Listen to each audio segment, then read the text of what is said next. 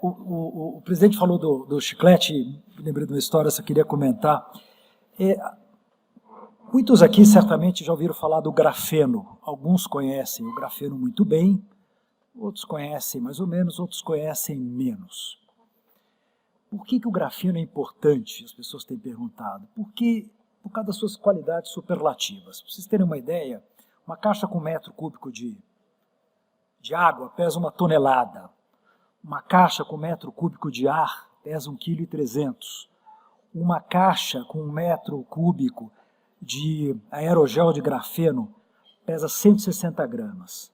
O grafeno consegue ser 7 vezes mais leve que o ar e 200 vezes mais forte que o aço. Com devido respeito, nós precisamos de ciência, tecnologia, inovação e muita pesquisa. Eu vou fazer uma apresentação rápida, que está aí meio cheia de informações, muitas delas conhecidas, mas ela é um misto de cobrança e apelo. Cobrança, certamente, porque todos que estão aqui nessa sala sabemos com o que nós estamos lidando, a natureza dos riscos de não enfrentar esse desafio da ciência e tecnologia e os diagnósticos para avançar. O que falta, portanto, é fazer. O apelo, porque o êxito da ciência, tecnologia e inovação nunca existiu e nem vai existir no mundo sem um envolvimento muito consciente e muito obstinado do governo, legislativo e executivo que estão aqui presentes. E quando eu digo obstinado, é obstinado mesmo e vocês vão ver. Também aqui o Brasil precisa dos senhores, mas principalmente o Brasil do futuro depende muito das decisões que os senhores ajudarem a tomar. Toda a questão da opção, toda a questão da ambição do Brasil, quando se olha para frente e não para trás, quando se olha para a brisa e não retrovisor, tem a ver com o tema da inovação. Saúde, educação, transportes, infraestrutura costumavam ser digamos assim, o núcleo do propósito dos governos. Hoje em dia, ciência e tecnologia entraram nesse cômputo, transportes e infraestrutura estão saindo um pouco para as mãos privadas e PPPs, mas para todas essas que ficam, a única solução são mais recursos.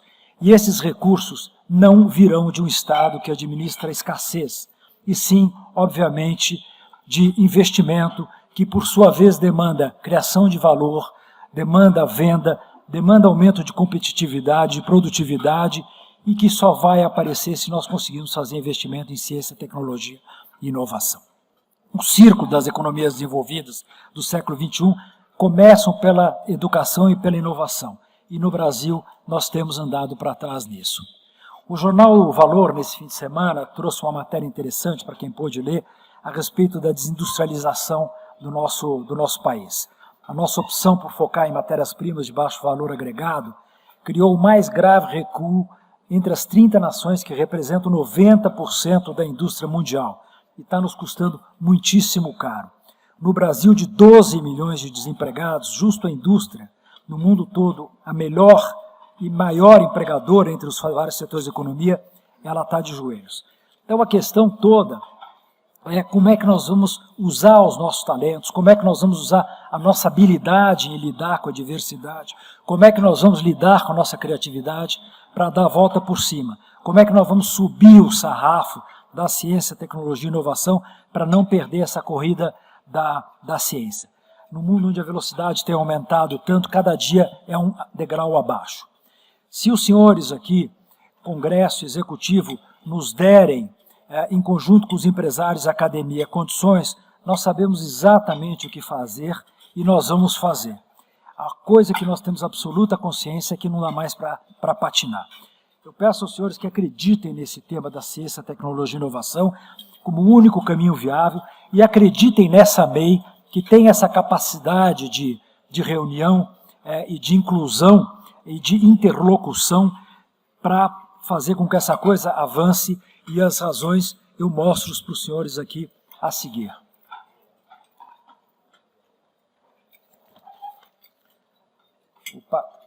Vamos lá.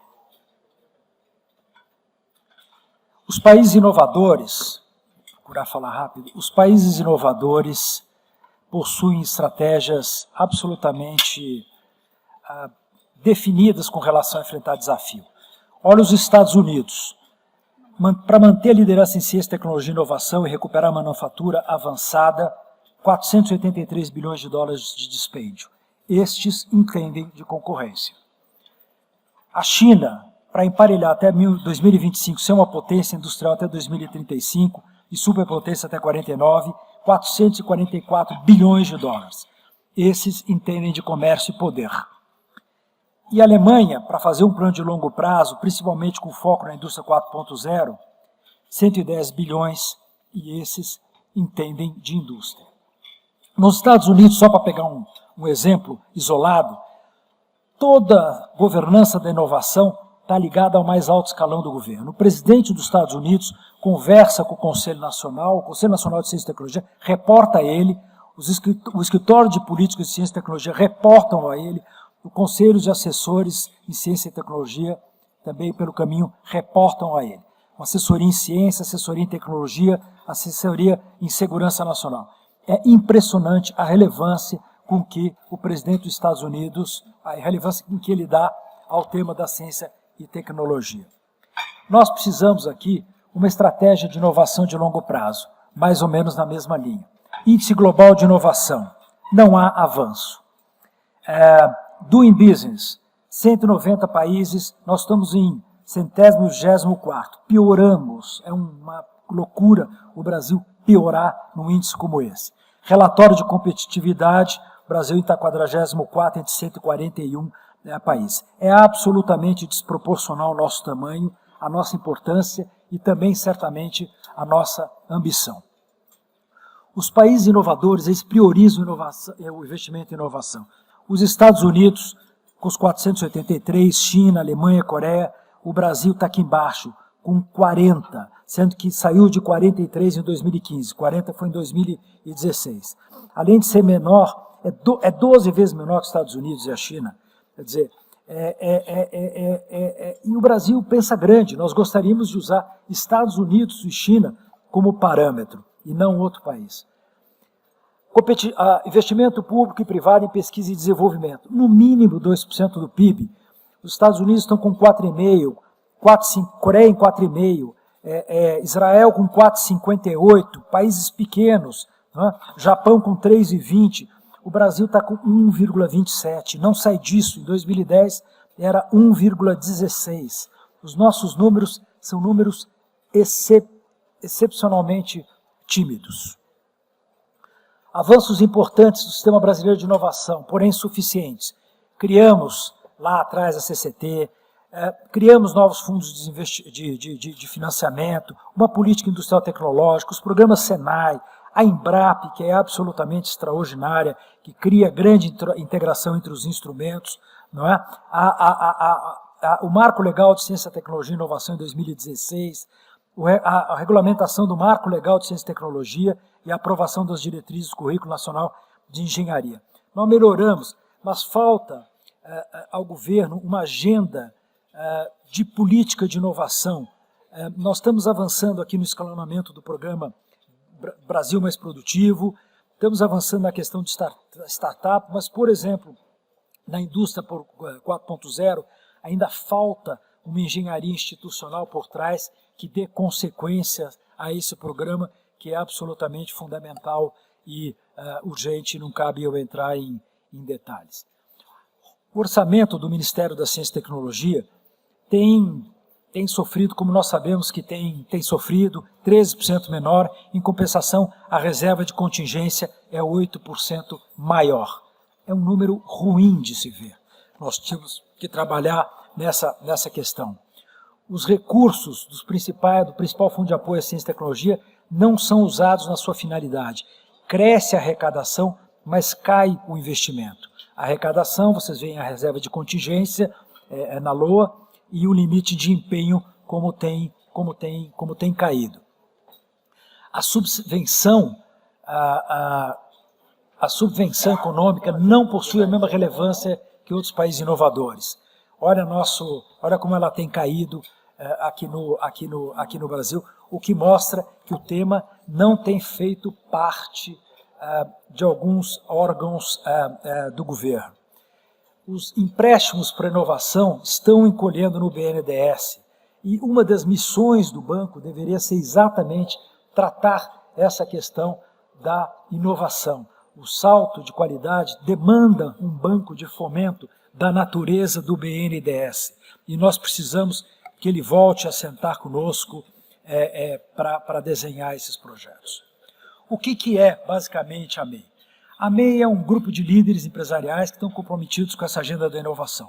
É um grupo muito significativo, que tem procurado criar uma articulação entre setor empresarial, governo e academia, com muito sucesso, como disse o nosso presidente Robson, em reuniões muito focadas, muito mais preocupadas com resultados do que com palanque, sem imprensa, enfim, em busca de resultados.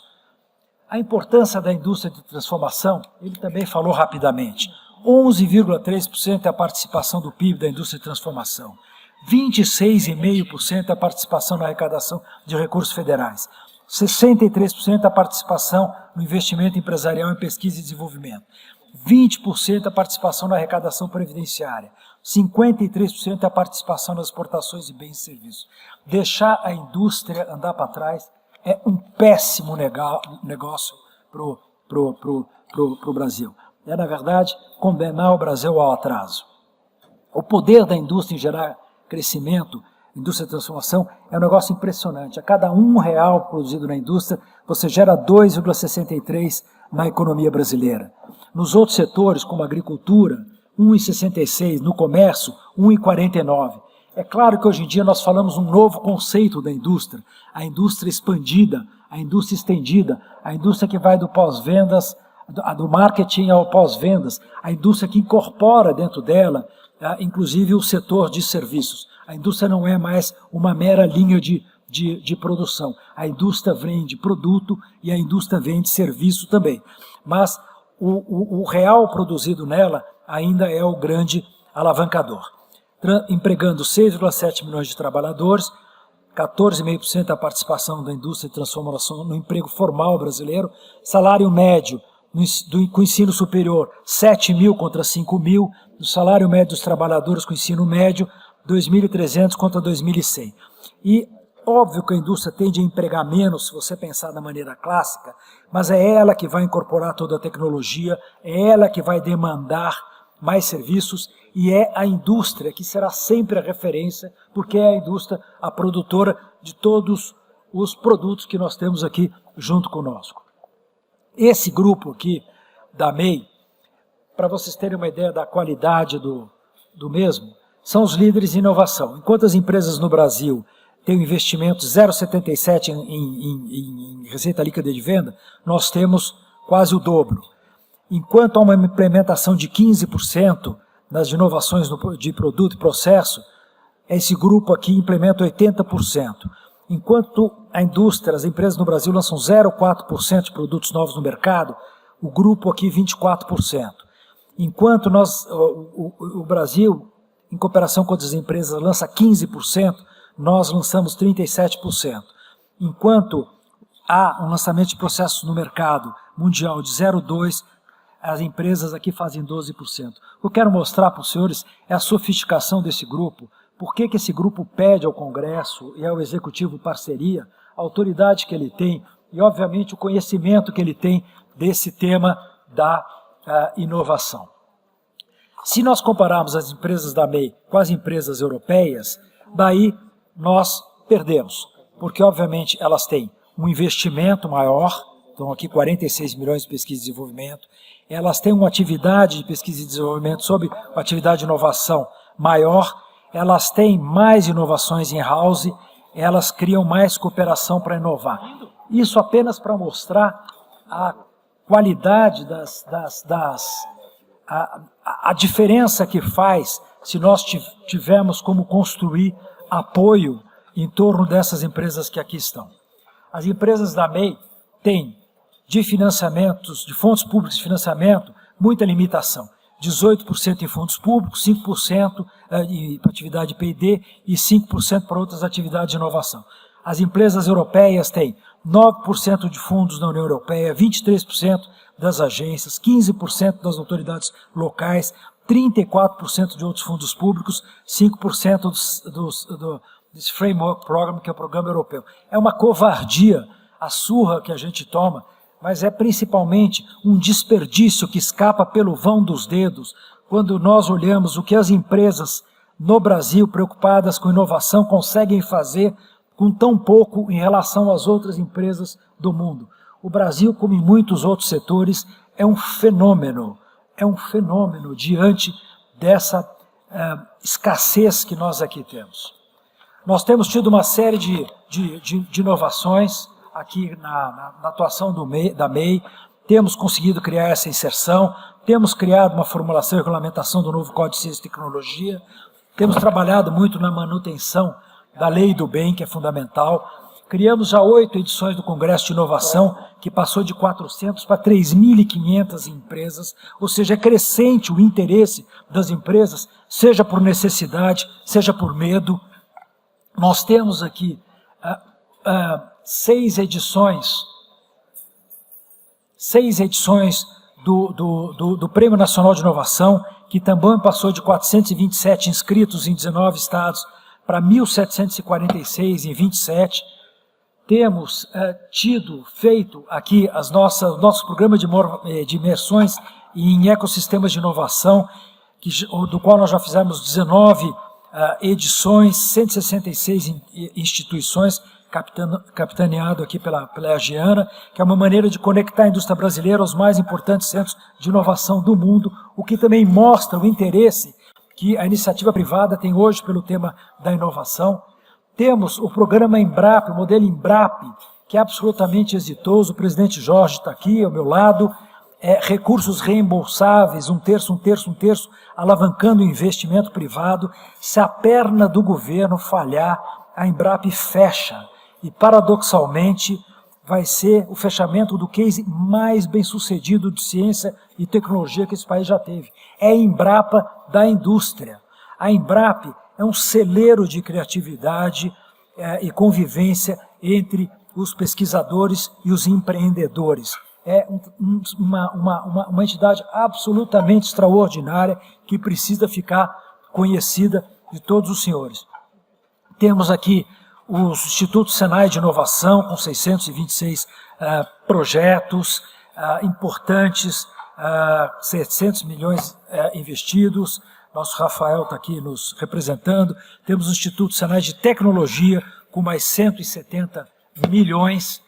Temos o Centro de Inovações do SESI, distribuídos aí pelo Brasil, procurando trabalhar com a indústria 4.0, com as normas regulatórias e com produtividade.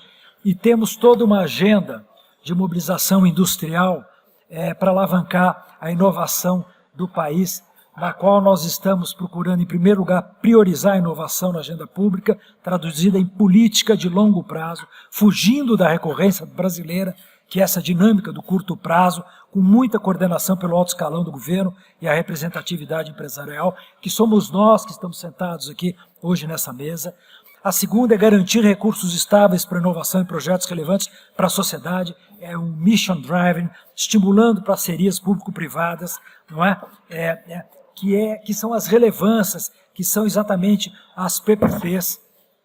Em terceiro lugar, formar profissionais especializados com base em currículos e atividades práticas alinhadas às novas tendências tecnológicas e exigências do mercado. Nós queremos elevar o sarrafo do trabalhador brasileiro, que já é extraordinariamente criativo, produtivo, porém dando a ele mais competência para que o sarrafo, de fato, suba e suba muito do ponto de vista das nossas vantagens comparativas em relação ao resto do mundo. Assegurar mecanismos estáveis que permitam o aumento do fluxo de conhecimento, da internacionalização de empresas e universidades e a consequente inserção em cadeias de maior valor agregado, quer dizer, aumentar, melhorar a nossa posição. Nós não queremos ter medo de importação, nós queremos ser mais ousados em exportação.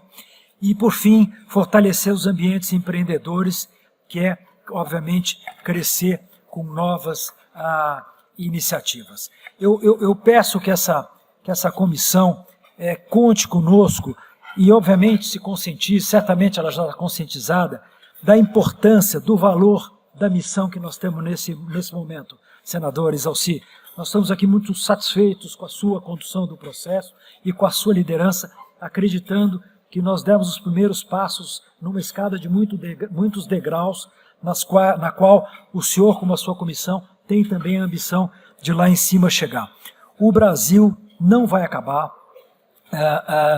mas o Brasil vai se arrepender de ter perdido a sua janela de oportunidade a cada cheque que tiver de assinar no futuro para comprar tecnologia ou ao se deparar com um mercado, com um ambiente pobre no seu futuro.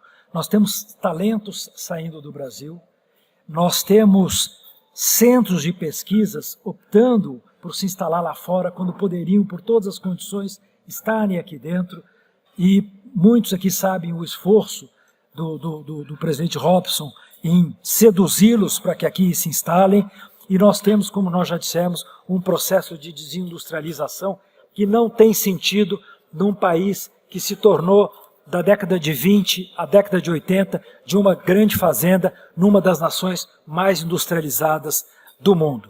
Nós não precisamos disso que nós estamos passando. Ao contrário, nós precisamos estar juntos e fazer esse tema da ciência, tecnologia, inovação se tornar o tema da agenda do dia desse país, se nós temos que pensar no futuro. Obrigado.